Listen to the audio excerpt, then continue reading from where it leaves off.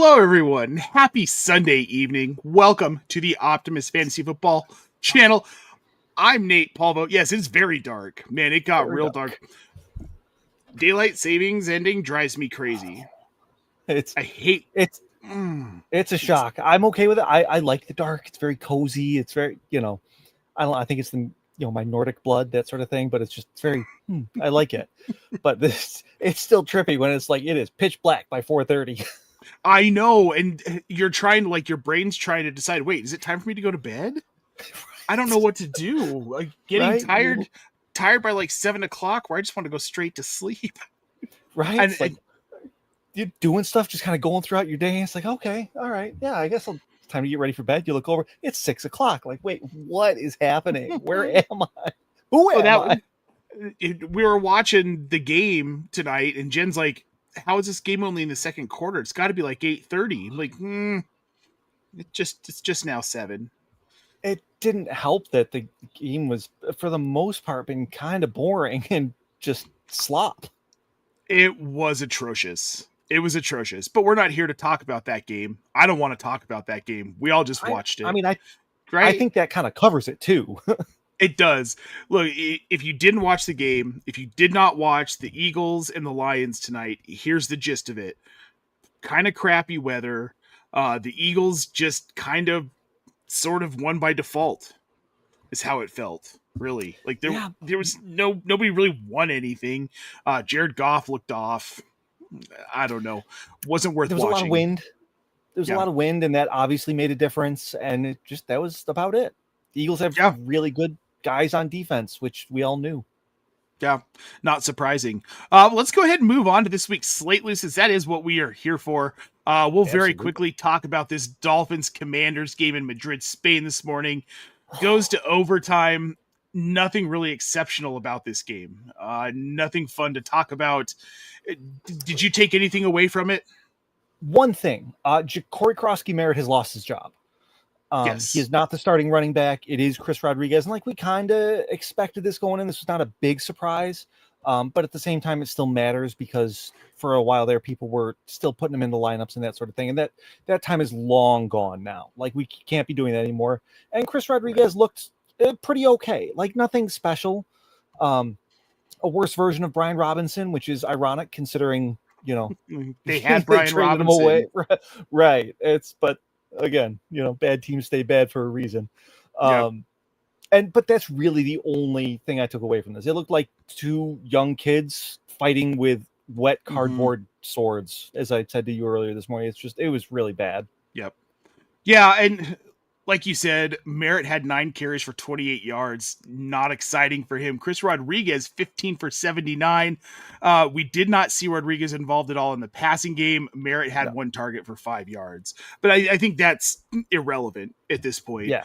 Chris Rodriguez is going to take the bulk of the running volume. What that means for fantasy, I don't know that it's particularly relevant. I don't think there's a particularly relevant running back on this roster right now in Washington. And I mean, because of their division, I care when they play Dallas, when they play New York. I really don't care when they play Philadelphia, that sort of thing. You play the matchups and understand that when the matchup is good, you play Rodriguez and you ignore the rest. Yeah, on the Miami side, Tua was 14 of 20 for 171, doesn't have a touchdown or a pick. The only thing that really stood out in this game on the Miami side was Devon Achane, again, 21 carries for 121 yards, and then Ollie Gordon gets the touchdown. They won this game in Madrid because they could run the ball at the end of the day. It was their offense was entirely running the ball. I mean, Tua, he never pushed the ball down the field because he didn't have to. Because again, two bad teams going at it against each other, and it looked like it the entire time. Yeah, it really was. It was just two bad teams going at each other. I've had enough of this one. Let's move on to the 1 o'clock Eastern slate, Lou. The first game that we're going to talk about was an overtime game again. The Carolina Panthers winning ultimately over the Atlanta Falcons 30-27. The big story in this has to be Bryce Young. 448 yards, 3 touchdowns, no interceptions. Career highs there. He does take 5 sacks. But he looked like a real quarterback today. And because of it, Tet McMillan looked like a real wide receiver. 8 catches, 130 yards, and 2 touchdowns for Tet. I'm sorry, Tet Aroa. He hates being called Tet, as we found out today. Look, T-Mac was great today. Bryce Young was great today. I know. Here's my question, though. How much Yeah, of this sure. of the Atlanta defense? Oh, I mean, if the Panthers could just play Atlanta, they would have a viable fantasy-friendly offense. The 2 games that they played the Falcons, they've looked really good. And in the other, 8 or 9 games, whatever they've played now, they've looked marginal at best. Yeah. This is the world that they live in. Divisional matchups are weird. The Atlanta Falcons are weird. When you stack that weird on top of each other, it creates this black hole of weird that just turns Bryce Young into this all-star Drew Brees-esque quarterback, which he doesn't live in that world. No. He really doesn't. So I'm not expecting this. It's good to see that it's in there and that we can, it's reasonable to try and trot him out with these more friendlier matchups. But I'm not really taking anything else away from it than that. Unfortunately, the Carolina running backs have crashed back down to earth. I don't really want to have to start either of these guys now. No, because Darnold, 19 carries for 45 yards, 2.4 yards per carry. He did not get in the end zone. The touchdowns were 2 to Ted McMillan, and then Xavier Legette had the other one. Xavier Legette, Lou, I mean, we know what he is. He's not a super talented wide receiver. He's clunky. He doesn't have good feet. He runs awkward routes. He's not especially fast. Yet he still gets 8 targets in these games. He ends up with 4 catches for 83 yards and a touchdown. I don't think at this point, as we're heading towards the fantasy playoffs, you could ignore how Legette is involved in this offense. He's not a guy you're starting most weeks, but in good matchup weeks, Legette's a guy who could get a touchdown for you if it's going to be a pass-heavy script for Carolina. Flex, and it's probably going to be a pass-heavy script more often than not. I mean, let's be honest. Yeah. Their defense is improved, but it's still not good. And they've got some offense in their division. Unfortunately, they're done playing Atlanta now, so there's that. But yeah, I can't get excited about Legette, but at the same time, if the volume is there, he is. I don't want to say physically talented enough because it's not talent. He has the physical attributes to be able to do things when the ball is thrown to him enough times, is how I would put it. Because he doesn't look good out there. He just looks like he looks like he's the Carolina version of Gabe Davis, honestly. Yeah, you that's give a good the guy 8 to 10 targets, and he's gonna fall into 4 to 5 catches and probably a touchdown because of his size. Yep, 100%. I'm not excited about him, but I think he is a viable flex play as we move towards the fantasy playoffs, just because we're seeing the usage continue. When we saw it earlier in the season, I was not advocating picking him up because I, honest to God, did not believe that we were going to continue to see it. He's the wide receiver 2 behind Teteroa.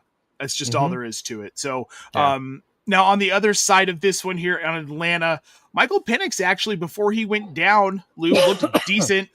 13 to 16 for 175 yards. He did not throw a touchdown.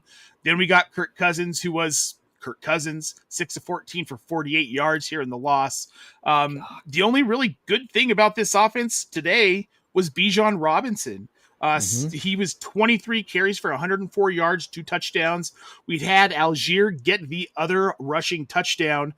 Drake London then as well, 7 catches for 119 yards. So he's a viable part of this offense, continuing to be a viable part of this offense.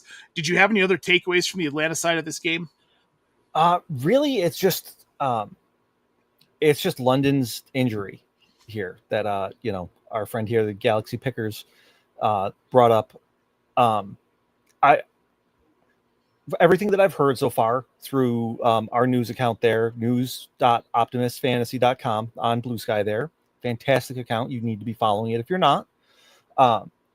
Everything I've heard from them is that they don't think that this is a long-term knee injury for London. Now, what does that mean? I don't really know because Garrett Wilson has now missed most of the season with a not long-term knee injury. I don't feel great about it. And I am very worried about what this offense is able to do if London is taken out of it. Because they're not moving the ball through the air to anybody else. And if you don't have to worry about a passing game at all, that allows you to really focus down on that running game in stopping Bijan, stopping Algier. And then the Atlanta offense just becomes, God, I really hope Bijan can break a long one, because that's it. And that's a scary thing for an offense that we are really kind of relying on to carry fantasy teams. Like Bijan Robinson and Drake London, that's probably a lot of running back one and wide receiver ones for a lot of teams. Yeah. Look, here's the thing with this offense. It is Bijan Robinson. And if Drake London goes down, it gets scary because David Sills had a target. Yeah. Yeah. And I mean, why? I don't know. For who, for what? I don't know. Right. I don't know. Before we move on to the next game, though, I want to get to this one here. Dustin Wells, we didn't skip you, buddy. Galaxy Pickers question was just topical to what we were talking about. Correct. 69 points. They still have Javonte Williams, Jonathan Bowers. Am I good? Yep. I think you're probably okay. I can't see. It's so. Listen, we saw Bowers put up 40 plus the other week. I can't say you're good. I think you are. I think you are, because like they got to average 23 apiece, and that's a tough task for any three players, to be honest with you. Like, we'll talk about some of them a bit later. I think you're probably good. Once you get through the first quarter and nobody's popped off yet, you can probably breathe easy. Well, the thing about when you get two teams with okay offenses and really bad defenses together, we always think that these are going to be these like massive shootout games, and they never are. They end up being like really just like sloppy, ugly slugfest. This one could be different. We're going to talk about one a little later on, though, that turned into exactly that. Yeah, we will. That shootout.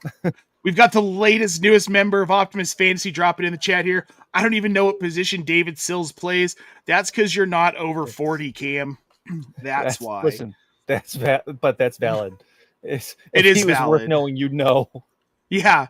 Wow. Yeah. David Sills. Not a name I thought we were going to see today, Lou. But alas. It's Atlanta's depth chart, man. It's scary stuff. Oh, it's ugly.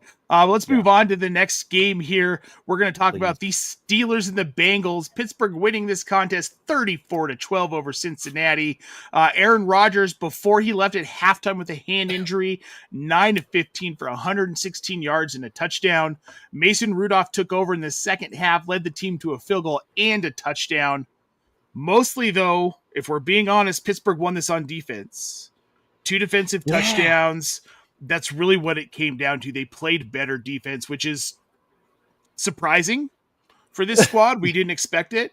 This is a game that we expected to be one of those shootouts because it's two just atrocious defenses and two offenses that love to sling the ball. And they did it last time. Yeah, and they did do it last time. But we didn't get that fun this time, which was disappointing. I know, and we talked about it this morning, too, where we thought this was going to be a pretty high-scoring game. To the point where I was excited, and T. Higgins did end up getting the touchdown. Jamar Chase wasn't as electric, I think, as we expected today. Jamar Chase, 3 catches for 30 yards. T. Higgins ends up being the leading receiver, 3 catches for 63. What they did do well, and this is shocking, is they actually ran the freaking ball today with Chase Brown. I've been I suppose you could accuse me of being a Chase Brown truther. It's more that I feel like I understood what was going on earlier in the year, where there was nowhere to go with the ball, and now there is. Because you have a quarterback back there that teams have to respect. They know that Flacco's going to throw the ball down the field, and obviously today that did not work well.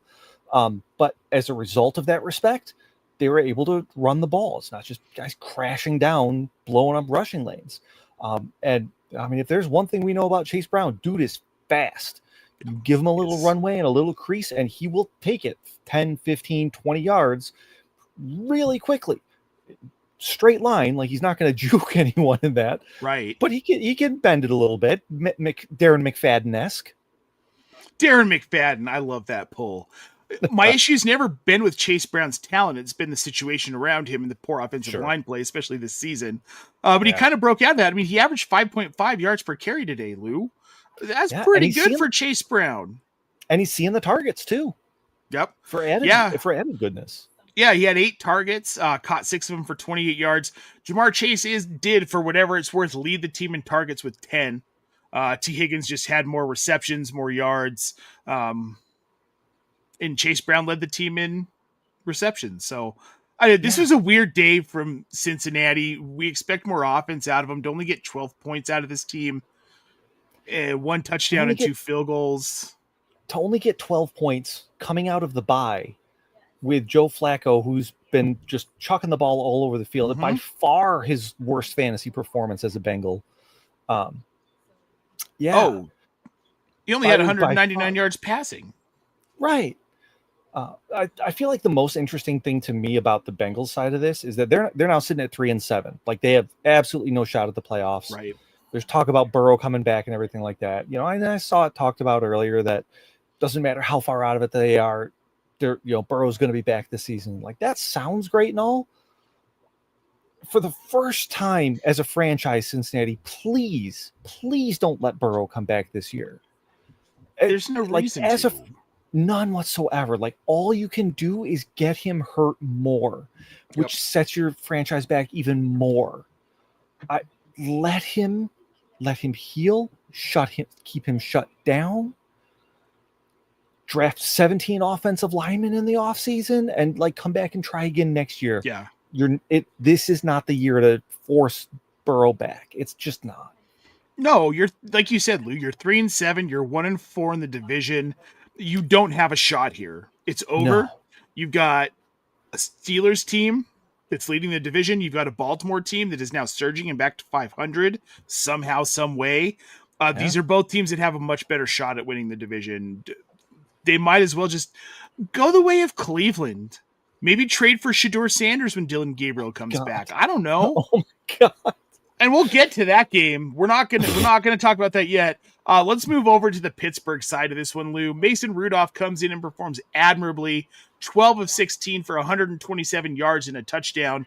What we're hearing is it is a broken, fractured left hand for Aaron Rodgers. Not throwing. Left hand. He should still, we're looking at least 1 to 2 games. So we're going to see Mason Rudolph. I don't hate it for the Steelers offense. I do because it's Mason Rudolph. And listen, Mason Rudolph's performance today, it's the Bengals. That's true. Has a lot to do with it because it's not just they can't cover, they can't tackle. Sure. So all these guys are catching the ball, and what they should be a 5-yard catch tackle turns into a 5-yard catch broken tackle, and now they're running for another 10 yards. I saw that happen so many times on every single time that this game came across my feed today. I don't understand how Bengals fans can do it, to be perfectly honest with you, because I would be having a heart attack every single week yelling at my TV. Oh, it's like the Trevor Siemian days here. Yes, I get it. Infuriating. I can only imagine. Infuriating. Jaylen Warren, 10 for 62. Not a bad day. We see Gainwell go. It did, and he did get hurt. But he did come back out. We're hopeful that Warren should be okay moving forward. But Gainwell got some work, 9 carries for 24 yards. He also added 7 catches for 81. And then Darnell Washington brought him up this morning. That man, wow. First of all, definitely angry runs. Yes. On Good Morning Football. Has to be on Tuesday. That was an incredible run. That was fun to watch. It was so fun. Well, he's so big. He does look like a tall offensive lineman or like a nose tackle running down the field. You remember Greg Lloyd?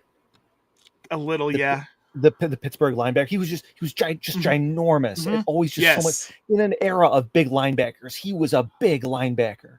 I feel like that's what Washington looks like. He's just so much bigger than everybody else doing what he's doing. It's not right, man. It is not right. It's not right at all. But he keeps doing it. Pratt Firemouth, 1 target. Johnny Smith had 2 targets. Washington had 5. At this point, welcome to Arthur Smith offense. I don't know. And I don't think it matters who's at quarterback. I think Darnell Washington is someone in this offense who's going to be involved. Outside of that, DK Metcalf, 5 for 49, did not score. Kenny Gainwell had both of their offensive touchdowns. So Kenny Gainwell, roster up. Yeah, I think he's proving to be flexible. Yeah, I feel like he's definitely someone that you should probably have on your roster, especially if you're a playoff team or a hopeful playoff team, because there's going to be some uncertainty around Jaylen Warren coming out, and I would rather be safe than sorry. Have an extra startable running back rather than down one, that sort of thing. Especially as we start preparing our rosters for playoff runs, that depth is important. Make sure your starter goes down. You have someone that you can plug in. And Warren's not the sturdiest guy. Like, he gets dinged up. This is what he does every year. Yep. Yeah. So I do like Gainwell rest of season. I don't. DK Metcalf. How do you feel about him? He's been really up and down. He sees targets, but it's what's being done with said targets that concerns me. Yeah, and I mean, this is, again, welcome to Arthur Smith offense. This was kind of, if you were reading the tea leaves in the preseason and how Aaron Rodgers runs his offenses and how Arthur Smith runs his offenses, this was kind of always how it was going to be. It's not the DK Metcalf from Russ Wilson and Geno Smith, these graceful bombs down the field. It's the catch it and hope he can run with it. And there's not a lot of space in this offense because there's nobody outside of DK Metcalf that matters, that scares you. Like, you could, fine, Calvin Austin, go do your thing. Roman Wilson, you're alive. I'm very happy to hear that. But I don't care what these guys do. Like, okay, great. You got me. I still don't care. That guy over there, that ginormous behemoth that can run like a cheetah, him I care about. So we're going to defend him, and y'all can do whatever. I mean, and that is fair. I want to throw this out from the chat. Yeah. Who would have thought you could move BTJ for Amari and Hampton right now? You can make that deal straight up. Run, don't walk. Smash. Yeah, absolutely. Yeah. I mean, number one, you cannot get too many running backs this time of year. And we'll get to how the Chargers looked or didn't look later. But Hampton will still help that. If nothing else, we know he stays involved in the passing game, and that'll help keep his floor a little higher than some of the other Chargers running backs options. Well, I mean, I still think we'll see a little bit of a doll when he comes back, but he is the RB1, 100%. Yes. And BTJ, Jacksonville's offense is just not great. I don't know. It's just not great. Yeah. What about TreVeyon Henderson for Brock Bowers? He's already got McBride. I would like trading Bowers for Henderson. If you're moving Henderson for Bowers, then yes, do that right now, and then figure it out later. You can flex Bowers, start McBride as a tight end. But if it's the other way around, absolutely not. Yeah, this depends a little bit, I think, on what my running back room looks like. Because if you're moving Brock Bowers, Lou, for a running back, you're not moving him for TreVeyon Henderson. No, you are absolutely correct there. I'm talking about trading Henderson for Bowers. Gotcha. It depends a little bit on what my running back room looks like. Like, if Henderson, because I know where he was drafted most often than not. Like, he's usually in the top 5 rounds ish, if not far after. So if he's one of these guys that has, you kind of need as one of your top 2 running backs, I probably hold on to Henderson and just really hope that the Patriots do the right thing when Rhamondre Stevenson is healthy, and continue to feature Henderson, because he is so clearly their best offensive weapon, not running back, weapon, period. Clearly. On a 9-2 team. Right. That's running away with the division from the Bills, which is, I mean, who thought that was coming preseason? Certainly not me. No way. Okay, we got this one here, Lou. Put up 102.2 points in fantasy. This other guy put up 102.6, but I still have Brandon Aubrey left. Tyreek World, you're going to be just fine. Brandon Aubrey, you need like 2 points. So moving Handy to get Bowers, my running back, if I get Hampton, would be Javonte Henderson, Hampton, Tracy, and Kamara. I don't do that.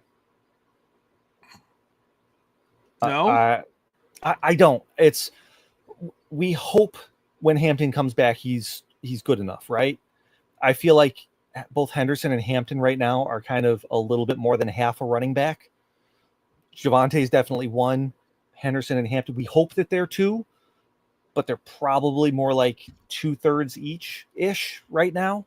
Yeah. And Tracy and Kamara, those are not real running backs right now. Like if you're starting them, you are already in deep trouble, especially at 8-2.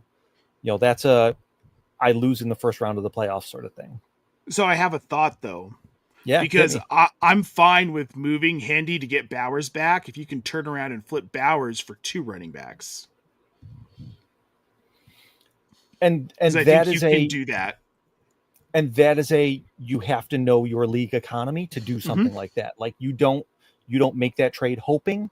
You make the trade for Bowers already kind of having that in your back pocket. Hey, if I can get Brock Bowers, what would you give me for him? Would we be able to do something? That sort of thing. Yeah. Like you have those conversations first. Well, I know somebody very league specific. I know somebody in our league, Lou. You wouldn't even have to have a conversation about it. If you send them the trade offer, they just take it. Every league has those people too. So that's true. You take advantage of them while you can. All right, now we're going to move on to the next one here because we're done with that. The AFC North, yuck. Though we have more of them to talk about, and we will later. The Houston Texans barely beating the Tennessee Titans today, 16-13. Of course, we had Davis Mills start today, and as we all predicted, was not the same game that we thought we were going to get. Davis Mills played great last week. This just was not his week. And I mean, he kind of remembered he was Davis Mills, is how I took it. Yep.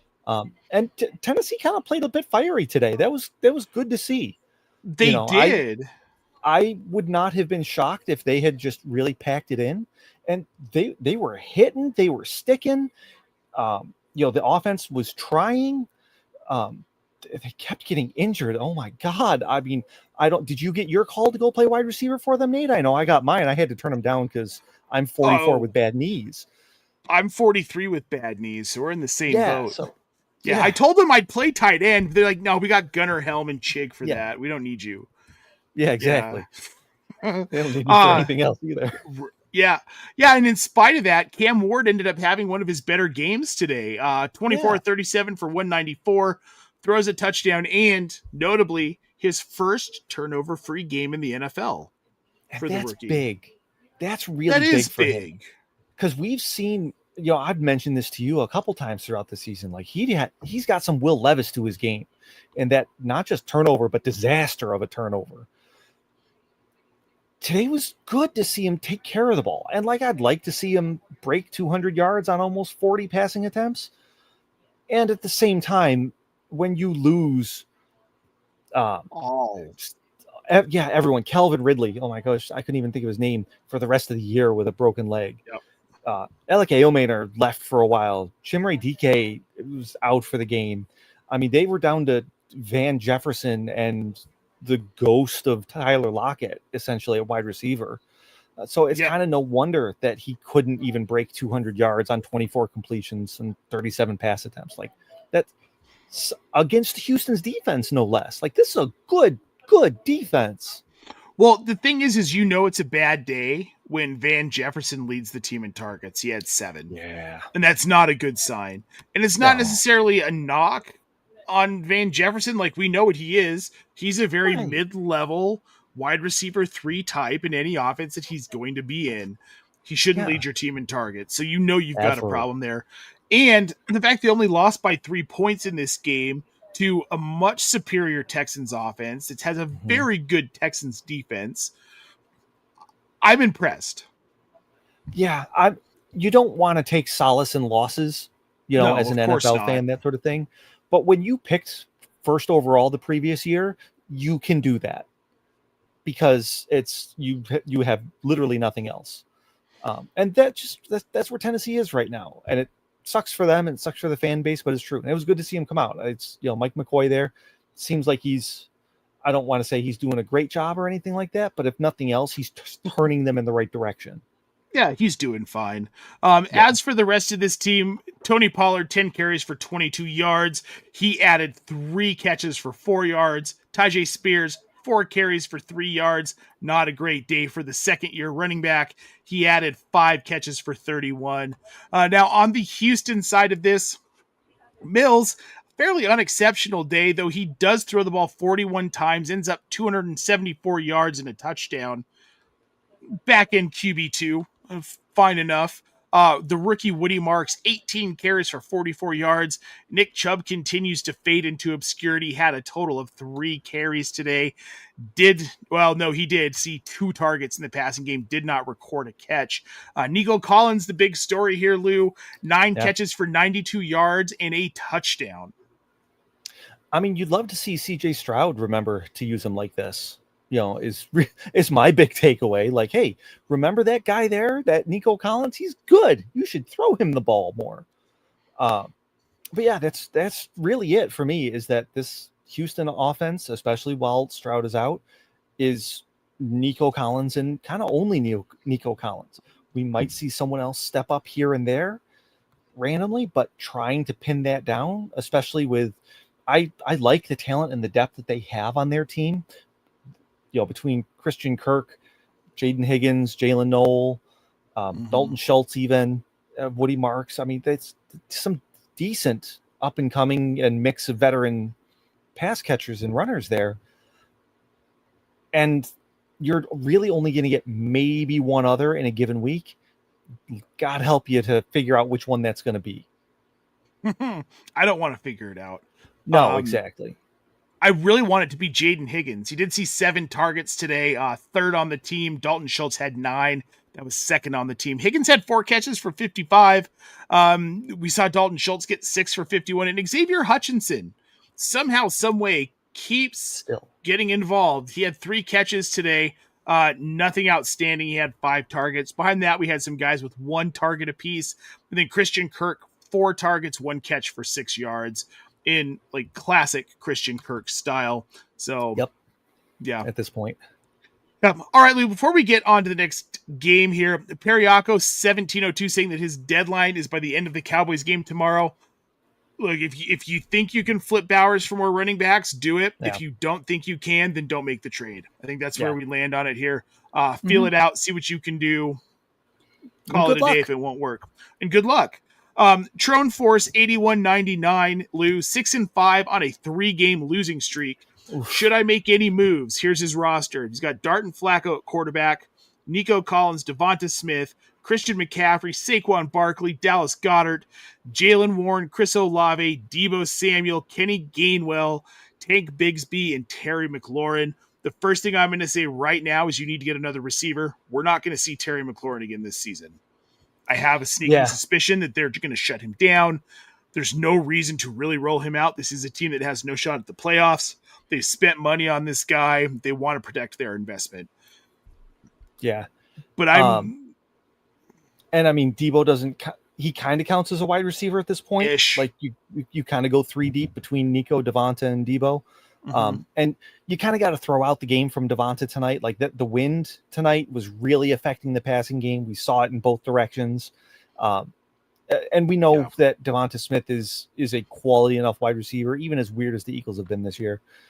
My big thing is I'd be seeing if anybody is interested in Barkley, in giving you anything for Barkley. You've got too many Eagles on your team, between Devonta, Barkley, Bigsby, Goddard. If Philly has games like tonight, it hurts so much. Try and spread it out. Package Barkley and Bigsby together. See if somebody will give you something. Just spread it out a little bit so it's not just Philly. And I think he's the one that you could get the most for. Yep.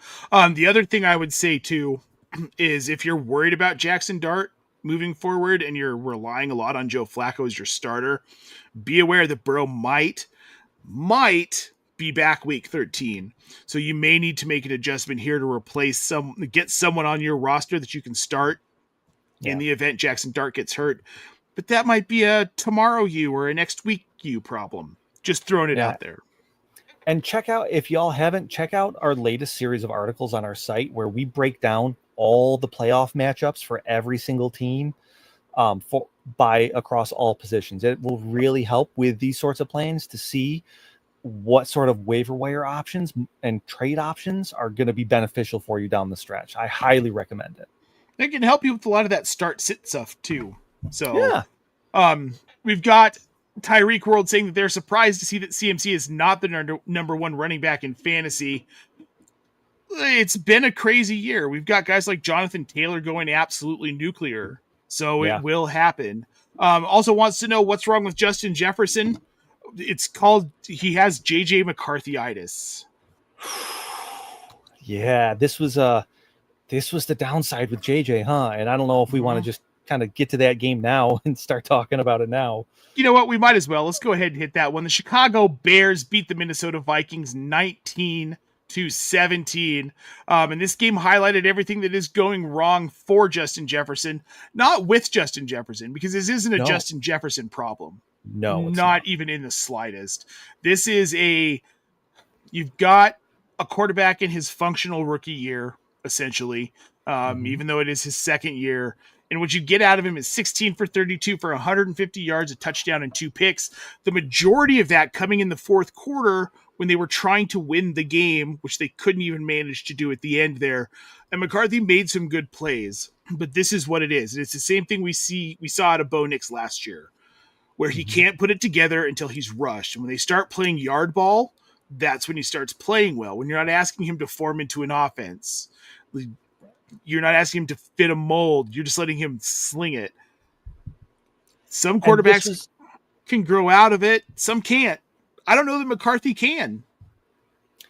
And we've seen, I hate rushing to judgment on young quarterbacks. And Nate, you and I have talked about this earlier this year, where we see young quarterbacks not have the chance to fail and be supported. I'm hopeful that McCarthy does, because he is clearly failing right now. Like, we could see it in real time, him drowning.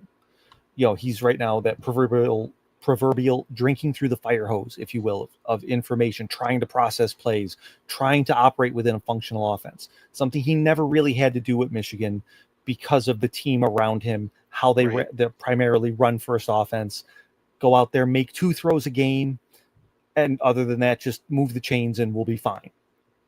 No, he has to go and do this right now.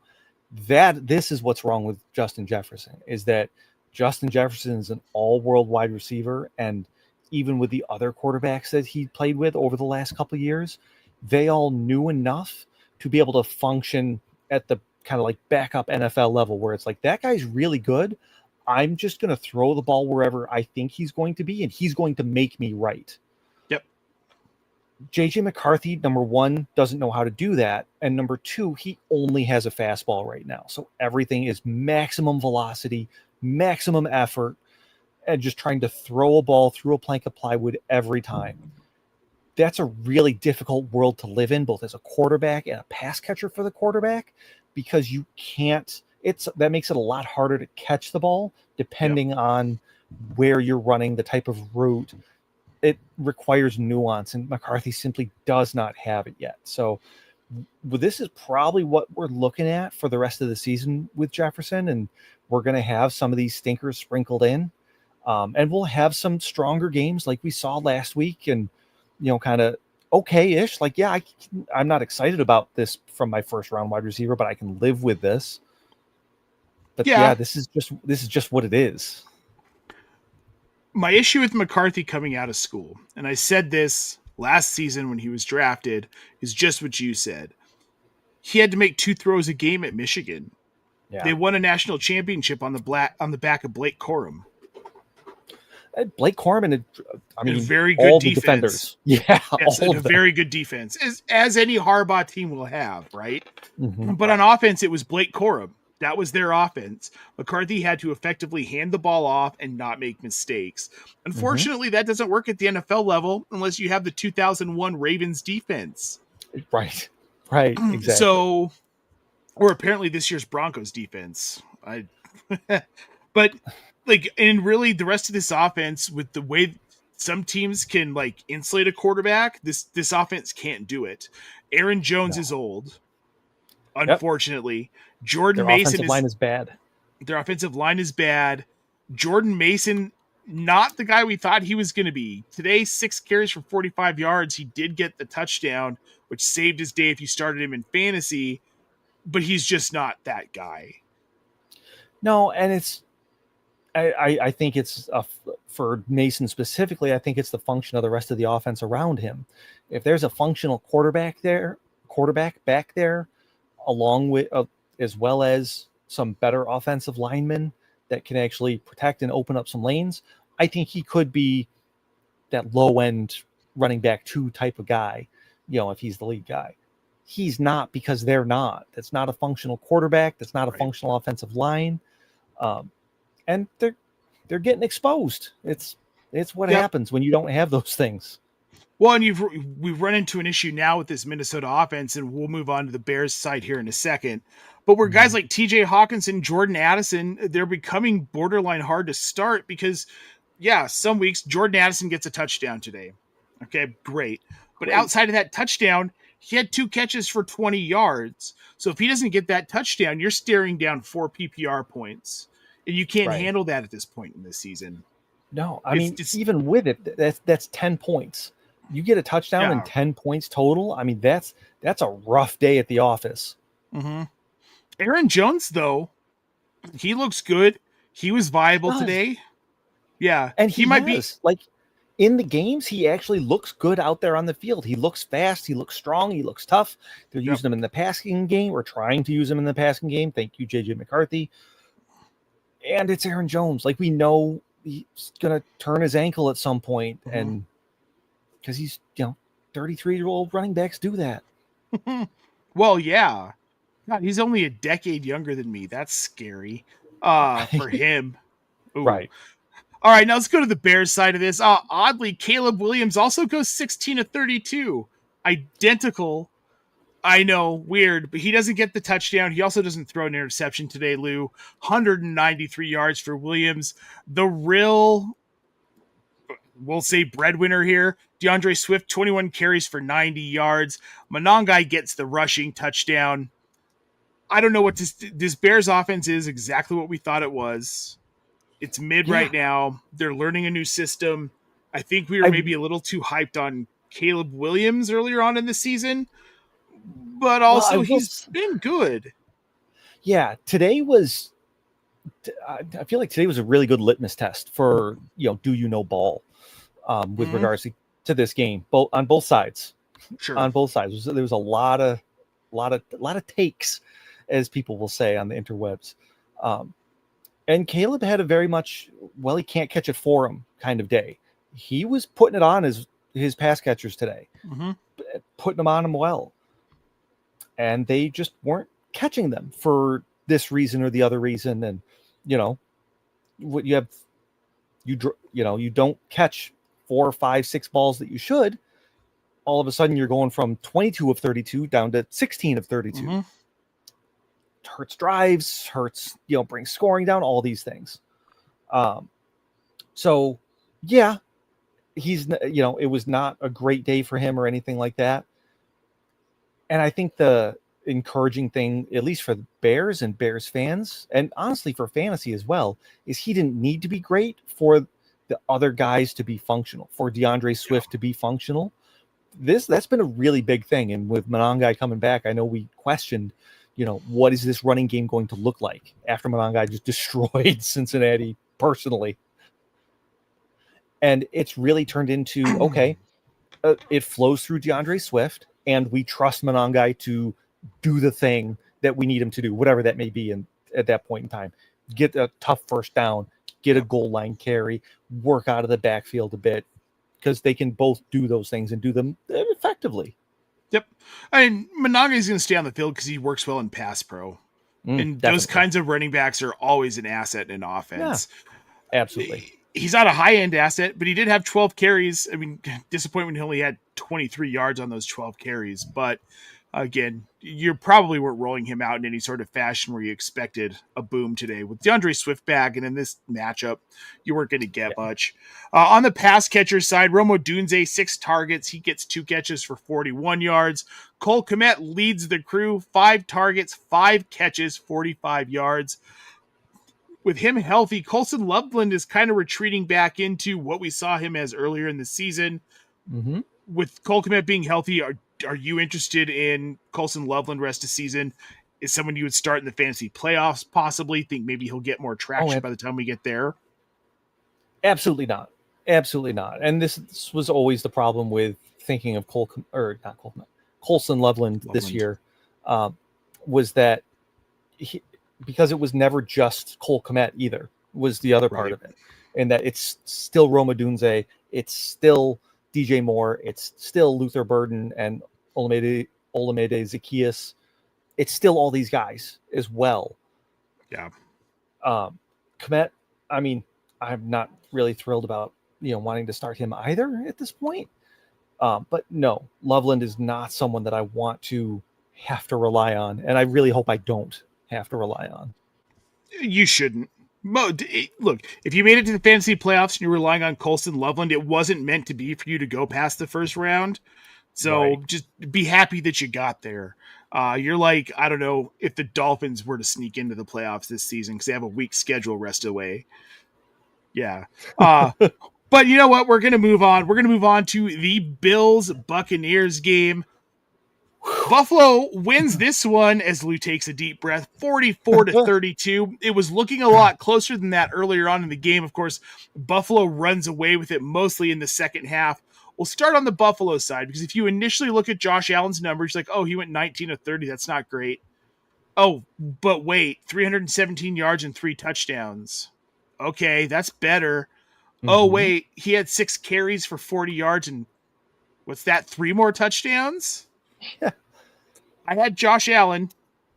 Obviously started him in King's Classic today, and I won. I beat Drew Davenport over at Football Guys because of it. So take that, Drew. Spicy. Yeah, but we love Drew here. But yeah, Josh Allen, hell of a day. The rest of the offense, I mean, Tyrell Shavers led the team in receiving, Lou. We didn't even talk about him this morning. 4 catches for 90 yards, leads the team in targets. He has 5. James Cook is second, 3 catches for 66 yards. And then, of course, as we all called it, Ty Johnson with 2 catches for 61 and a touchdown because we knew that was going to be a thing today. Right? And that Gabe Davis gets 3 for 42. Spread out Dave from Buffalo. Gabe freaking Davis. Yeah. It really was. And it was the big takeaway that I have from this game is not necessarily Tyrell Shavers. I mean, first of all, Keon Coleman was benched, coach's decision for the game, late to team meetings on Friday.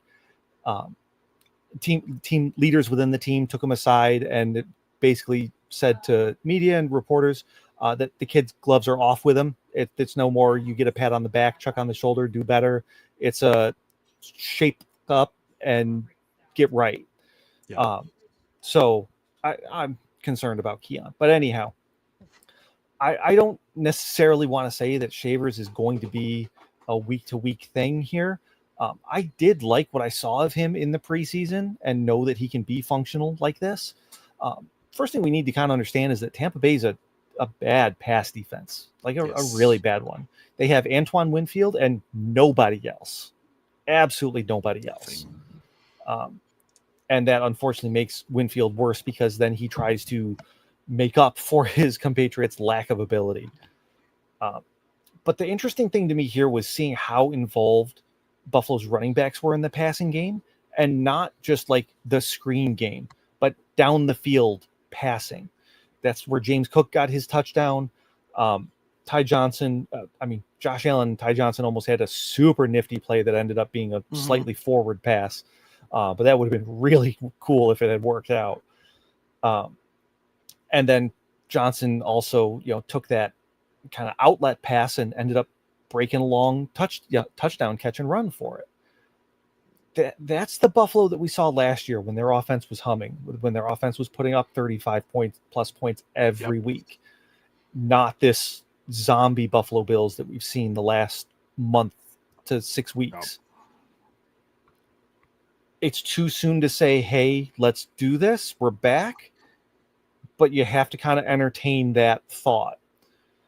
And I will say Ty Johnson got a lot more play this week than I expected, both the goal line and all that. He is very much the running back I want to own if anything was to happen to James Cook. And like, if I have James Cook, I'm staring down a playoff spot. I'm doing whatever I can do to have Ty Johnson on my bench. Yeah, because it's not Ray Davis. No, it's not. Sadly, It's not Ray Davis. I wanted it to be Ray Davis. I like Ray Davis. He's great on kickoff returns today, though. Well, good oddly enough, it's the best thing he's done all year. And look, I'm just glad he has a job. That just makes me happy. Man, all right, let's. Oh no! Woo! Let's move over to the Tampa Bay side of this one, Lou. Baker Mayfield seems to have come back down to earth after the early MVP talk. He's had a rough last few contests today. 16-28, 173 yards, 1 touchdown, 1 interception. But Sean Tucker, 19 carries for 106 yards, 2 touchdowns for Mr. Tucker, who you were touting today on our Start Sit show. Would also like to point out he had 2 catches for 34 yards, and that's right, folks, a 3rd touchdown for Sean Tucker. He was their offense today. You got a little bit of Emeka Egbuka, 5 catches for 40. Sterling Shepard had 4 catches for 54. Tez Johnson, 1 catch for 6 yards, only targeted 3 times today. Rachaad White does get involved in the rushing attack, 10 carries for 51 yards, but that was really the end of his production. And it was all early.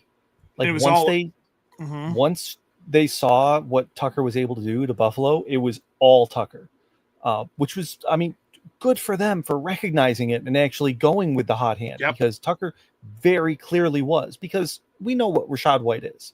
And against this Bills defense that cannot defend the run to save their lives, Tucker is the right play. I was really worried about him today, and it's kind of gratifying to know I was right. You were right. You were very right. Yeah. But moving forward, just to be clear, Sean Tucker's not a guy who's going to have weeks like this normally. If the Tampa Bay coaching staff does the right thing, yes, he could. He is a better running back than is Rachaad White. Rachaad White's better in the passing game, but Tucker is not bad in the passing game. If they leaned into Sean Tucker, Bucky was going to miss the rest of the year, for instance. Yes, he absolutely could. You know, I don't foresee that happening simply because we do expect Bucky to be back, and we know how this offense leans on him and Baker leans on him. They trust him. I don't think it's the right thing. For the record, I disagree with this, and I understand what the situation is and what I want and think have no bearing on the situation. Don't be that surprised if Bucky is out for the rest of the season, though. With the way that they've treated this, it feels like it's maybe he's gonna nope. Oh, but maybe this nope. But maybe this nope. It's like right. You gotta catch it. Gotta be faster than that. Gotta be faster. Yeah. No, and it's really this last week. It was different with Bucky as far as he was very clearly closer this week than he had been at all, and that's really the reason that I'm saying that I expect him back. Sure. Because I mean, I do, and he's closer now than he has been really at any point, which, I mean, they couldn't have just put him on IR. I don't know, man. I don't know. What's going to happen to Tucker when Bucky's back? He's going to fade back into obscurity. You won't hear his name again rest of season. Yeah, he'll be a dead asset in fantasy. Yes, we have seen Bucky at practice. Oh, yeah. It doesn't mean I believe he's going to play. Joe Mixon's been at a few practices too. Brock Purdy was showing up when he was out. I'm glad to see him back. I hope it means he's trending in the right way, because believe you me, I need Bucky back too. I have plenty of shares of Bucky that I would love to be firing up right now, and I can't. So, all right, Lou, let's move on to the next game. We've got the Packers defeating the New York Giants 27-20 at MetLife Stadium. We did not get the fun we thought we were going to get out of Jameis Winston today. He ends up going 19 of 29 for 201 yards and a touchdown. Tyrone Tracy, however, picked up the slack, 19 carries for 88 yards. Devin Singletary, 16 for 44 and 2 touchdowns. for Devin Singletary. What do Yeah. you know? I know, right? Isaiah Hodgins did end up leading the team in receptions, 5 catches for 57 yards. Wandale 4 for 36 on 9 targets. Outside of that, this Giants offense wasn't very exciting. They kind of fell into 20 points, if you ask me. Jameis showed flashes of being fun, but you can tell he's aged. He's not the same quarterback. Yeah, and I mean, part of it is also like, when Jameis was doing his thing with Cleveland, right? Like, you've got Jerry Jeudy there, which, we feel the way that we do about him as a wide receiver. He is an athlete, at least, a very good one. And Cedric Tillman, he may not be great, but I believe he is a functional NFL wide receiver. And the Giants just simply don't have a lot of those guys. And it makes it a hard world to live in. Yep. When you don't have guys to throw the ball, when you have Isaiah Hodgins signed back off of other team's practice squad this week to come in and, redo his time with the Giants here. Wandale Robinson, who's, a little, almost more of a scat back, but just at wide receiver. Yep. Who are you going to push the ball to? I mean, we even saw Theo Johnson fall flat. That was heartbreaking. Yep. I got Sean Tucker right. I got Theo Johnson wrong. It all comes out in the wash. I thought we were going to see more Jalen Hyatt too, and everybody else thought I was crazy, and apparently I was. But he did have 4 targets today. Just 2 catches for 18. Wasn't anything magical. He's still Jalen Hyatt is the problem. That is the problem ultimately. All right, let's move on to the Packers side of this. That's scary stuff, man. They won this game. They didn't lose this game. That is correct. They did not lose this game. I've got a lot of questions, though, because Jordan Love, not a good quarterback. No. I think he could have been, but Matt LaFleur. He could have been. He definitely could have been. I think sitting behind Aaron Rodgers hurt him a little bit, too, honestly. I think some of each, right? I think he was a guy who needed a season 2 max to sit, and it was a detriment when he got into that 3rd season of not playing. Yeah, I get that. But I digress. And they had to start making really unfun decisions about his contract status way too soon into his playing career. And now we are where we are. We are where we are. And look, Josh Jacobs ends up hurt, 7 carries for 40 yards. Emmanuel Wilson steps up admirably-ish, 11 carries for 40. He gets a touchdown. Christian Watson, 4 catches for 46 yards. He ends up with 2 touchdowns on 5 targets. And then it was really just Romeo Doubs after that. He had 4 catches for 53 yards. We had a host of other guys with 1 and 2 targets, including Matthew Golden, Savion Williams, Dontavian Wiggs, John Fitzpatrick, Josh Wiley, and Luke Musgrave.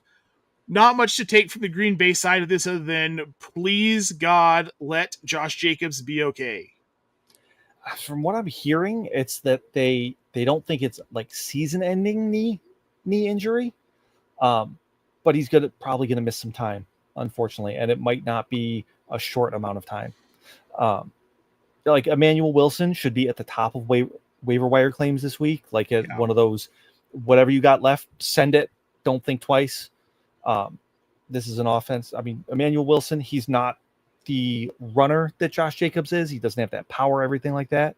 But he's much, much better in the receiving game. Like, he can actually catch passes out of the backfield, turn them into good production.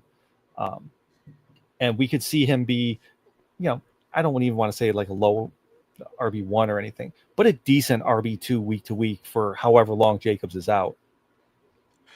Yeah. I have no issue with that. He'll be at the top of our waiver wire show tomorrow. Absolutely. Yep. Probably going to be on the thumbnail even. Hey, solve that problem. I love that. Hey, nice. All right, we're going to move on to this one. We're going to blaze through this game pretty quickly. The Jacksonville Jaguars defeat the Los Angeles Chargers 35-6. I don't even know what to really say about this game. I did not see the Chargers getting handled like that by Jacksonville. No. I thought if someone was going to get handled in the game, Lou, it was probably going to be the other way around. Justin Herbert gets hurt. He goes 10 of 18 for 81 yards and an interception. Trey Lance comes in, goes 3 for 8 for 37 yards. Justin Herbert was their leading rusher, 3 carries for 21 yards. Keenan Allen had 4 catches for 53. Otherwise, everything else, you look at their stat sheet, and was their offense even on the field? No, they only ran 42 plays. Yeah. I mean, that was the big thing, because I was like, man, only 18 passing attempts. Like, we've seen him throw 45, 50 balls in a game many times this year at this point. Yeah. So seeing him only throw 18 times, like, boy. And I mean, this, as promising as this season started out for the Chargers, taking out Kansas City week 1, injuries have really taken the toll on the team. And we can say, oh, you got to have guys step up and, next man up and everything. Listen, when you lose your all-pro left tackle, then your all-pro right tackle, and then your stud rookie running back, and then your moose of a quarterback has to leave the game, I mean, what are you going to do? Yeah. Jacksonville ran the ball and ran the ball and ran the ball, and the Chargers couldn't do anything about it. And I mean, that ended up being the game. Like, by the time anything mattered, the game was over. Well, we'll go ahead and move over to the Jacksonville side of this, because even LaQuint Allen Jr. got 8 carries today, which I'm not sad about. Loved him in Mobile. But really, nice. Bashal Tutin, 15 carries for 74 and a touchdown. Travis Etienne, 19 for 73 and 2 touchdowns. The lone receiving touchdown goes to Tim Patrick. You dropped his name earlier. I did. You tagged me, and I had to look up where he was, because I'm like, I have no idea where. I had no idea he was even in Jacksonville. I didn't either until he caught the touchdown. Being honest, what is going on? Look, I'm a Tim Patrick stan. I love him from his time in Denver. I'm just happy to see him getting work, but I had no idea he was in Jacksonville either. But he got his touchdown today. I'm just so happy he's where he always has that game, right? That one game a year where he's going to catch a touchdown or two, and people are like, should I pick him up? No, this is Tim Patrick. We know who he is. It's fine. We're happy for him. What could have been if he hadn't had 2 straight seasons of season-ending knee injuries in Denver. Yeah. He was a joy to watch. He had a phenomenal season. I believe it was 2021, where he was just lights out. 22-23 hurts his knee, moves on to Detroit in 24. Looked good in Detroit, but who knows what could have been with him. Right, and he's never going to be a significant role player there, simply because he's Detroit. No. They have all the studs. Right. All right, Lou, we've only got a couple more games to cover here, so let's get to them. We're moving to the afternoon slate now, the 4:05 p.m. Eastern games. We're going to start with the San Francisco 49ers defeating the Arizona Cardinals 41-22. Lou, I think it's safe to say that Brock Purdy's all right. Yeah. Looked great. Good zip on his balls. He's able to push off that toe, which was, the concern. It was good to hear them talk about how they wanted to make sure that he was going to be right by the time he came back, which, I mean, good. It's really easy to be irresponsible with these kind of nagging injuries. And it sounds like they did right by him, which is great, because that, means more joy for us as fantasy folks. Like, there is now another really strong quarterback in the mix feeding our weapons. Yep. Well, and he was obviously on a pitch count today, because he could be. He only threw the ball 26 times, 200 yards, but 3 touchdowns. And he didn't need to throw it more, because they did. Starting off the game with a 98-yard return and then a 1-yard touchdown run. That right there, takes one drive off the field for you. Yeah. Well, they had this game in hand from the start, which I don't think was terribly surprising. Christian McCaffrey goes 13 carries for 81 yards. He adds 5 catches for 40 and a receiving touchdown. He also had 2 rushing touchdowns. Of course, George Kittle with the other 2 receiving touchdowns. Good to see him back, and back with Brock Purdy. And I think that's the key. The thing that, is most likely been missing is that, Brock Purdy has the field awareness, is the technician to actually unlock Kittle. Whereas Mac Jones, he's simply not that quarterback. He can get it to, the top guys down the field, that sort of thing. And it was good to see. It was good to see Kittle get in the end zone. Hurt for me personally, because I was playing against him, but my team would have needed to do something in order for that to matter, and they did not. So, go George Kittle. Yeah. Yeah, right. One of your bad self.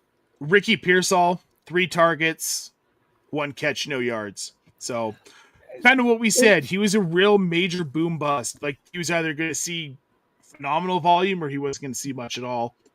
And they didn't need him to be more than that. And they didn't need him to be more than that this week, and that plays into it as well. Yep. All right, let's move on to the Arizona side of this where it got nuts. There's some fun here. Jacoby Brissett. Oh, boy. 57 attempts, 47 completions. 57 attempts, 47 completions, which is a regular season NFL record and tied for the overall record with Ben Roethlisberger, who did it in a playoff game. I read our news account. Actually, I did kind of know that. But 452 yards, 2 touchdowns, and 2 interceptions. And the beneficiary of that, Michael Wilson, 15 catches for 185 yards. Trey McBride, 10 catches for 115 yards. Greg Dortch, 6 catches for 66 yards and a touchdown. Michael Carter got in on the action with 5 catches. We had Bam Knight with 4 catches. Xavier Weaver with 2. Amari DiMercato with 2. Remember Elijah Higgins? He had 2. And Andre Bacelli. I don't know. I'm not Italian. I don't know how to say it. I'm not even going to pretend. I've never even heard his name. He had a catch. 18 targets for Michael Wilson. Someone we talked about as a solid flex play this week. You could have started him in a super flex slot, and he would have still been a baller this week. Just goes off. What was interesting to me about that specifically is, I mean, first of all, it was kind of easy to see this coming for Michael Wilson because he has the skills to step into that empty Marvin Harrison Jr. role and obviously thrive. But like you said, 18 targets. Trey McBride had 11. Do you know how many times Marvin Harrison Jr. has out-targeted Trey McBride when they've both been healthy?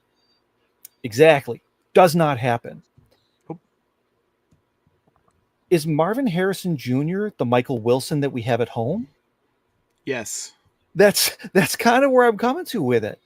And don't get me wrong, there was a good amount of Wilson's production that came in like very real garbage time, down multiple scores with time winding down in the fourth quarter.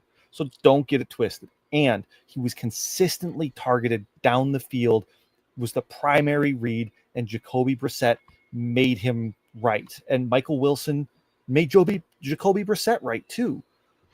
Yep. I don't know that Michael Wilson is going to continue to be this guy throughout the rest of the season.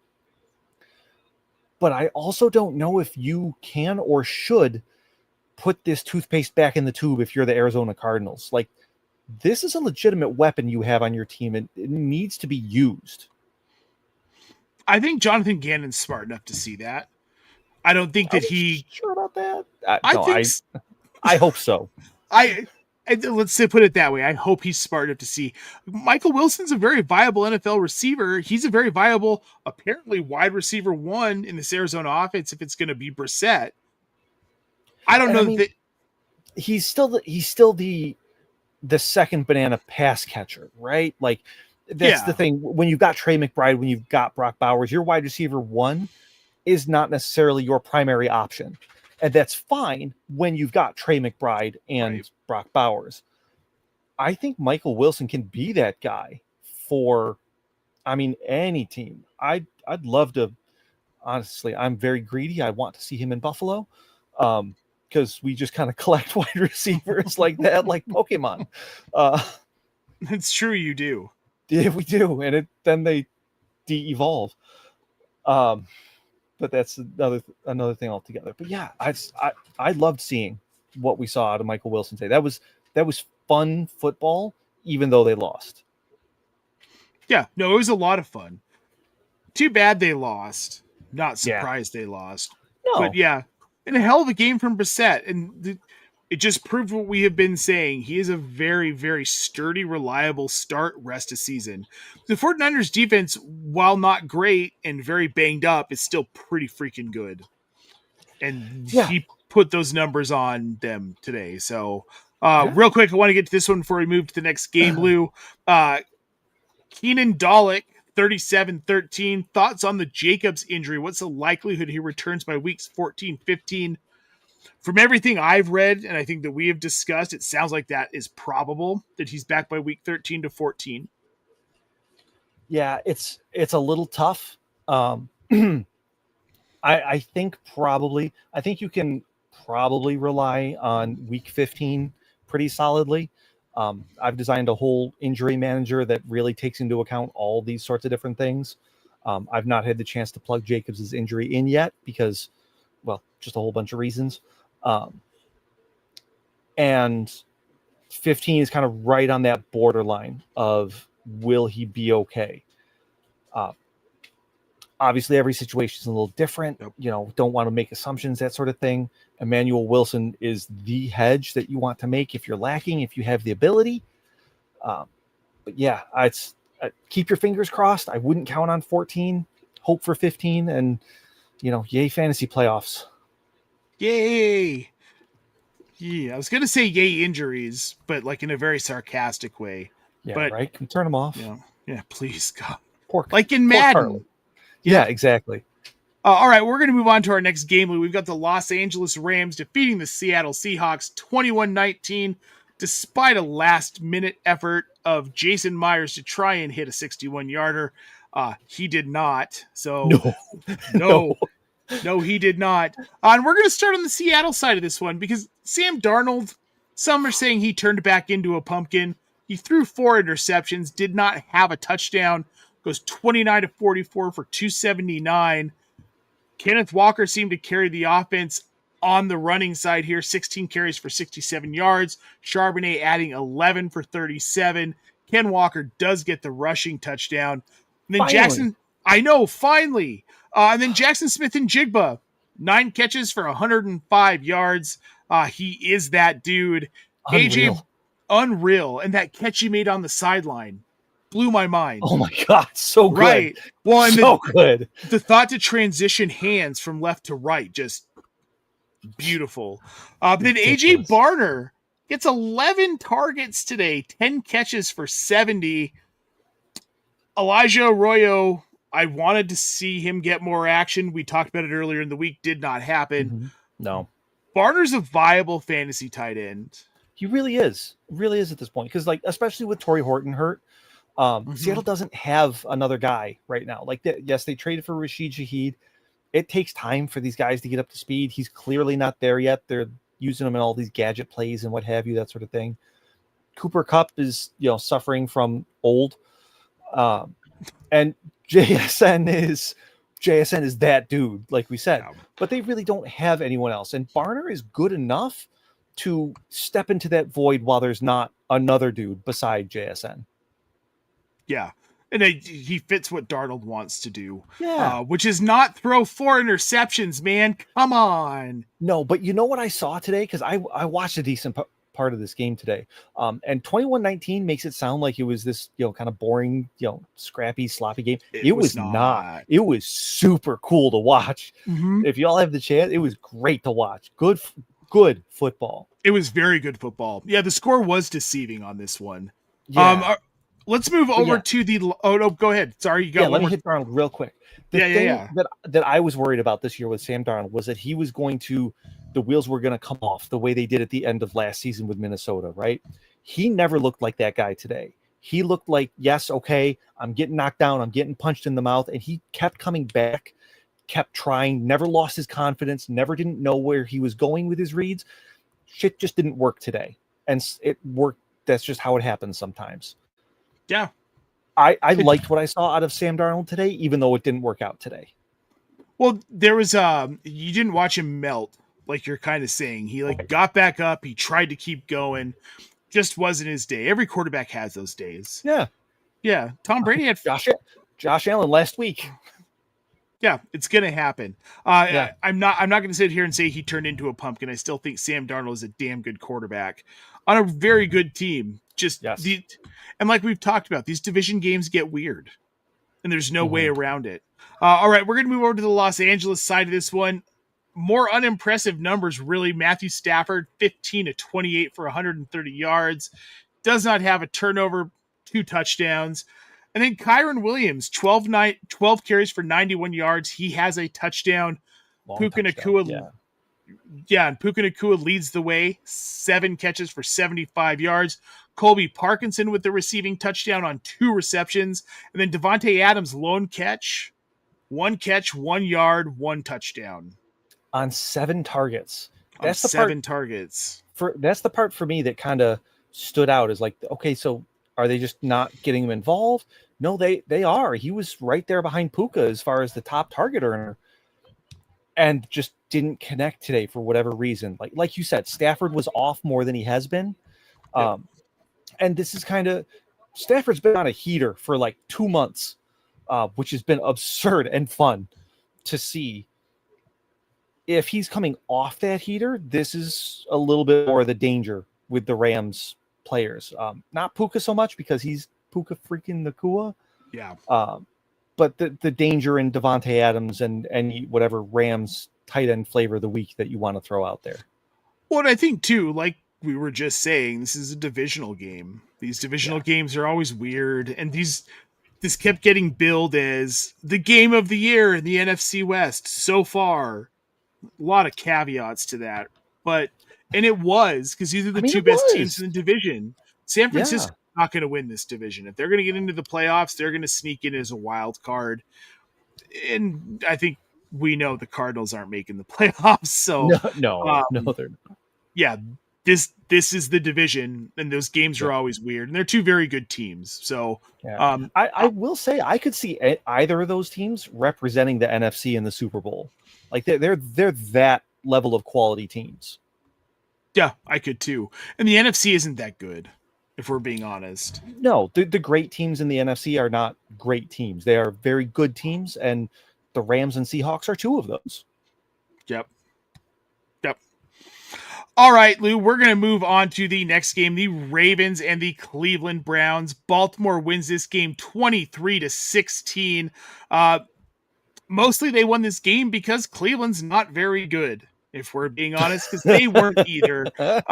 Lamar Jackson, 14 of 25 for 193 yards. He throws 2 interceptions. The saving grace in this game was 18 carries for 103 yards from Derrick Henry. And then the fake tush push with Mark Andrews. He rolls that into a 35-yard carry for a touchdown.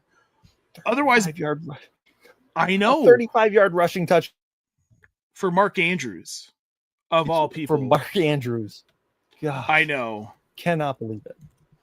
I just about shat a brick when I saw it live. It was just... Me too. What is happening? How is nobody catching this guy? It was wild. Well, I caught it as he was running into the end zone. I was doing something with the kids, something going on. I'm like, oh, Mark Andrews reception for a touchdown. And then I see the replay. I'm like, oh my God. What just happened? Okay. Yeah. And that's all ball. I mean, because Cleveland is bad, that's all they had to do today to win. I mean, that's also all they could do. Like, Lamar Jackson's going to have nightmares of Myles Garrett tonight, let me tell you. Because dude was there all the time. And Baltimore struggles with Cleveland. It's just what they do. Every year. You know, it's, again, another weird divisional game. These AFC North teams, they know each other so well. They're used to dealing with Lamar Jackson and his shenanigans. Yeah. You know, and these teams that can play defense, not you, Cincinnati, have plans for that. So, and Cleveland's got some good plans. They do. They've got a very good defense. What they do not have is a good offense. So we're going to move on to the Cleveland side of this one. Split quarterback play. Dillon Gabriel goes down with a concussion. When he leaves, he was 7 of 10 for 68 yards. Did not have a touchdown nor an interception. Then we got Shedeur Sanders, Lou, and people were excited for about 30 seconds of that. And then he goes 4 for 16, 47 yards and an interception. Nobody did anything on the Cleveland side. No, at all. And Gabriel looked better than he has while he was in the game today. He did not look great. He did not look good. He has looked terrible recently. He looked better than that. before leaving the game with a concussion, just to be clear. And then, like Nate said, Shedeur Sanders comes in, takes one of those I'm fading way back and trying to be the athlete that I was in college. Oh, and now I'm sacks. And things just kept getting worse from there for Sanders.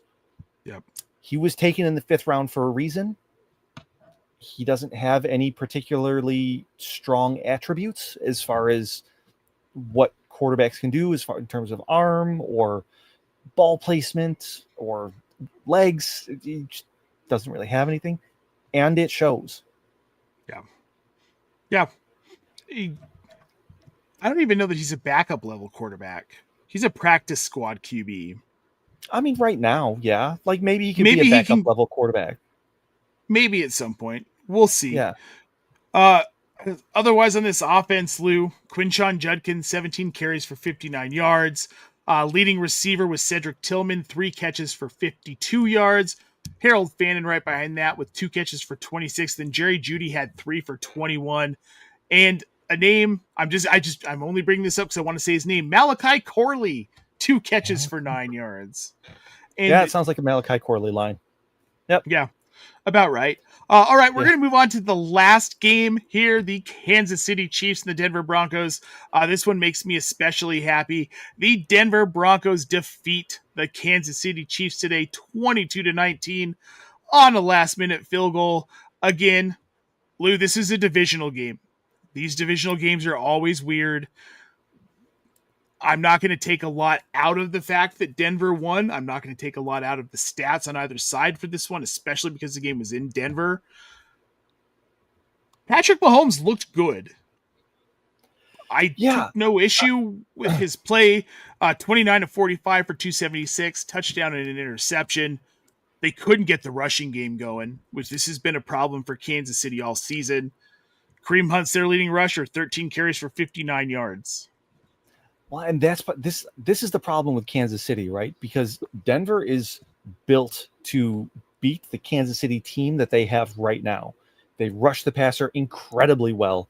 They play defense on the back end incredibly well. And they stress you with angles and that sort of thing on offense enough. And Bo Nix runs around and does Bo Nix things. That is a team that is built to beat this Kansas City team. How you beat Denver is by running the ball straight at them and you overpower their small front. The fact that Kansas City coming off a bye didn't want to or couldn't do that is weird because Andy Reid is smarter than that. Patrick Mahomes throwing the ball 45 times against this Denver defense, that's how you lose against this Denver defense. Because Nick Benito and all that, they're going to eat your lunch. And even though Patrick Mahomes did okay, I didn't get to watch a ton of this game. I still saw plenty of free rushers coming at Patrick Mahomes. Guys, catch Patrick Mahomes from behind. That's not things you see often. No. Denver got at him today. And they could not run the ball, so they had to throw. And really, this success was middling. Rashee Rice, 6 catches for 38 yards. Travis Kelce, a little bit of a comeback game for him, even for only 1 week. 9 catches for 91 yards and a touchdown. That was essentially Kansas City offense. That was all it was. And if you're Denver, you probably take that, right? Like if you're saying, okay, Hollywood Brown's not getting us, Rashee Rice isn't getting us, Xavier Worthy's not getting us, but Travis Kelce does, you probably live and you say you don't get a running game. I think you live with that. Like that's the way I choose to die. Yes, 1,000%. If you can shut that offense down to being Mahomes just to Travis Kelce, you can work with that. Teams can work with that, which is what Denver did today. Now, let's move to the Denver side here. This was spread out a little bit more. Bo Nix, 24-37 for 295 yards. Does not have a touchdown nor an interception. Jaleel McLaughlin, he gets the rushing touchdown. Woohoo, shocking. Thanks, he John was Payton. 6 carries for 19 yards and a touchdown.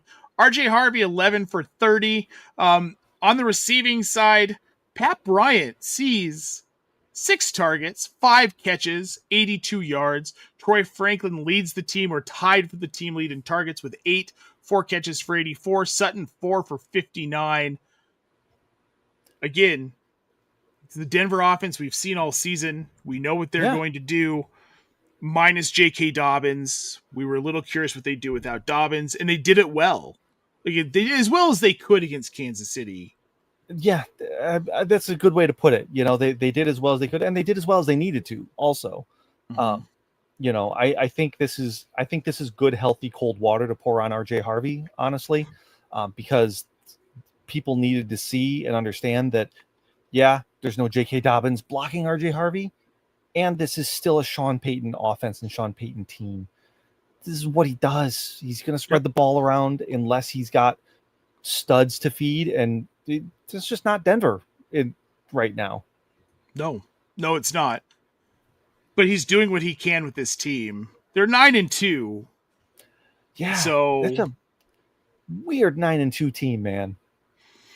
I've compared it. I think you and I have already talked about this once. This reminds me of that Steelers team, the Chase Claypool year, where they were like 11-0, and it was like, are they though? And then I think they finished the season 11-6, and we're out of the first round of the playoffs. So that's what this team feels like to me, except their defense is so good. That's the thing. I would love to see the Patriots and Broncos match up in the playoffs, just because I think that just the vibes of both are in a place where it just needs to happen. The fan in me wants to see that happen. Tom Brady couldn't beat the Broncos in the playoffs. He just never did it. They always knocked him out. So I want to see if that bad mojo carried over to Bo Nix and Drake May, because on the Patriots. I would love it. That would be fantastic. Outside of that, Marvin Mims, he saw some involvement. He didn't see a target, but he did get one carry. I think Marvin Mims is going to be worked out of the offense for the most part. We're not going to see him much. He's made too many mistakes, but he's been an asset in the kicking game. But if you're rostering him in fantasy, he's probably a guy you can drop and maybe get some other bench pieces that'll help you out a little bit more. Troy Franklin's still floating out on that waiver wire quite a bit, which is wild to me.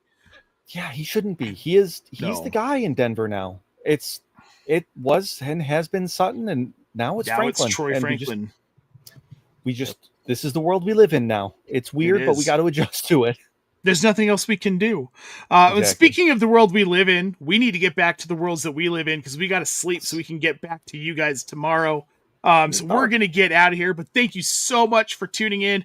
If you're listening to the audio version or watching this on the replay, please make sure you like this video, follow us on your favorite podcasting platform, and subscribe to this channel. We appreciate it so much. If you have more questions for us, head over to our Discord channel. The link is in the show description. We are there 24/7, 365 to answer all of your football questions.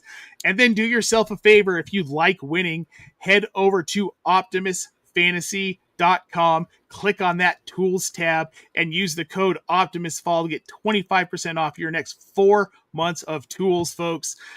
All right, Lou, it's been a blast. We'll be back next week. I'll be back tomorrow night with Keith. We've got waivers to talk about. Lots going on this week. It's really easy to give up on waivers this time of year, and I feel like we had a really great example of why you can't. Between Sean Tucker and Michael Wilson, these were 2 waiver wire guys this week. Yep. Absolutely blew up and won matchups. Like, this is why you grind waiver wire when it's not fun, when the lure's gone, because these are the types of things that you find.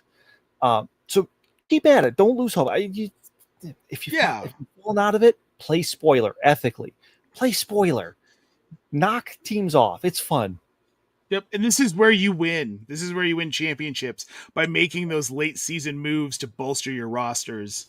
Absolutely. Yep. Well, make sure you tune in tomorrow. Hang out with Keith and I for an hour. We'll be live at 7 p.m. Eastern Standard Time ahead of kickoff for the Monday Night Football game. But until then, I'm Nate Polvogt for Lou Brunson. Have a great night, folks, and we'll see you tomorrow.